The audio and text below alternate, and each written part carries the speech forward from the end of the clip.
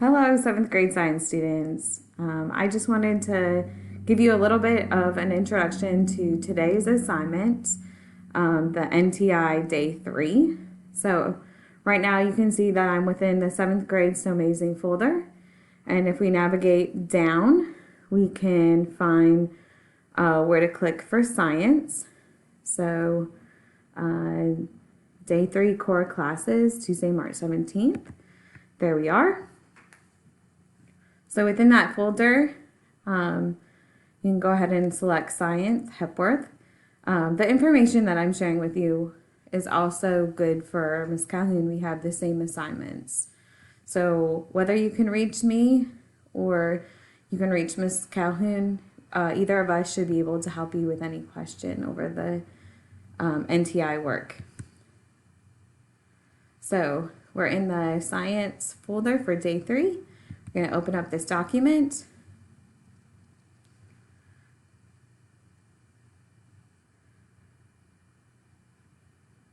All right, so here we are. So we're Day 3. So this is concerning a burning candle. We talked about this chemical reaction before. And remember, with chemical reactions, what you start with, okay, is what you're going to end up with. So remember, in a chemical reaction, no atoms are created or destroyed. They're only, as they put here, they are only connected in new ways to make a new substance. So below this introductory information, they have a couple of different models. The nice thing about these models is that they're color-coded, so it's easy to count the different representative molecules in each. So remember that what you start with is what you should end up with. So for this first model here, you can count two black circles, as I'm going to put them.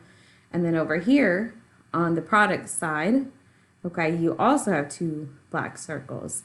So definitely for at least that representative molecule, that it's being conserved throughout the chemical reaction. So you have to decide that for the other couple of models there. The first question is, what evidence is there in the first two sample models that matter is being conserved? I just gave you a little bit of a hint there. So really look at the colors that are being represented in the form of a circle and see if what you start with is what you end up with. Same thing, applying that same logic to number 2, you should be able to easily answer, why does the third model not show matter being conserved?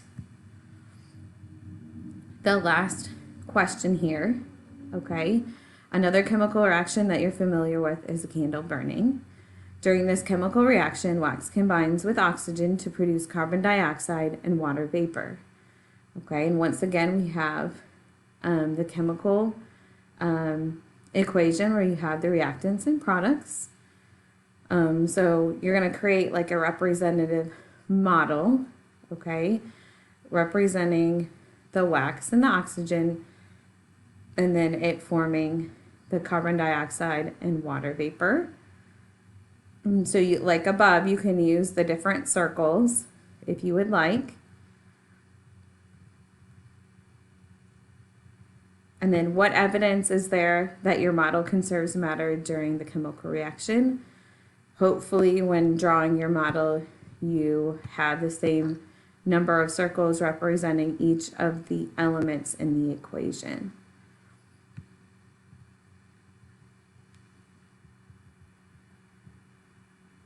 Okay, so this next part, part B, it says burning candles are interesting because they are a science phenomenon that we encounter often. Who hasn't thought about where the wax goes in a candle? It evaporates, no, it melts. The wax just disappears. The goal of science is to construct explanations for the cause of this phenomena. Each of these responses is a claim that seeks to answer the question of what happened to the wax. When we make claims, we need to provide evidence to support them.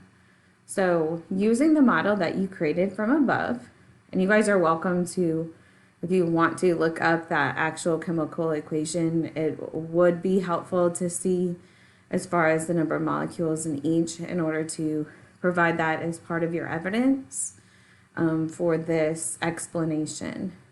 So remember, you're writing a claim, okay, use as much evidence as you can, and saying, okay, what is causing, okay, or what's happening to the wax? Is it evaporating?